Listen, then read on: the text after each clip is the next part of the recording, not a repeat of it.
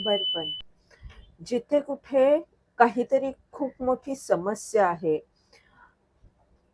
एखादी व्यक्ती तुम्हाला खूप त्रास देतेय किंवा तुमचे जे विरोधी आहेत, ते तुमच्या विरुद्ध काहीतरी गोष्टी करत आहेत, तर अशा लोकांपासून तुम्हाला सावध राहायचंय.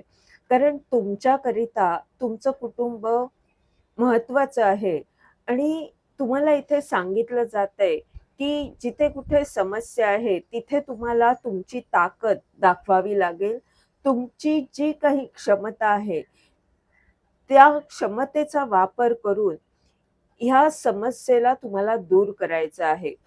तुमच्या शत्रूवर विजय मिळवायचा आहे. File number 2.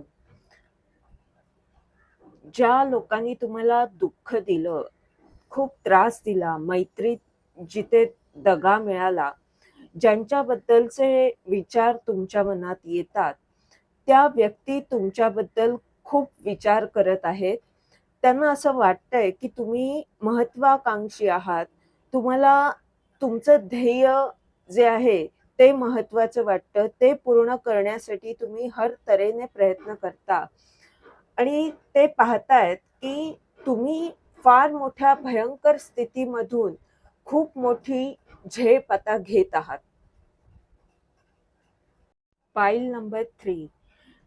जिथे कुठे तुम्हाला तुमच्या पूर्वजांकडनं काहीतरी असे आशीर्वाद प्राप्त झाले आहेत, असे गुण प्राप्त झालेले आहेत, की ज्या एखाद्या कलेमध्ये किंवा एखाद्या गोष्टीमध्ये तुम्ही खूप उत्साहाने तन-मन लावून जिथे काम करता, तिथे तुम्ही जी काही मेहनत घेतली आहे, जे काही चांगलं काम केलेलं आहे, जे काही कर्म आत्तापर्यंत तुम्ही केलंय, त्याचं फळ आता तुम्हाला मिळणार आहे. तुम्हाला मदतसुद्धा मिळणार आहे आणि इथे तुम्हाला सांगितलं जातंय, की तुम्ही हळू आणि योग्य प्रकारे पुढे जा. घाई करू नका. जर घाई केली तर काही नुकसान होऊ शकतं.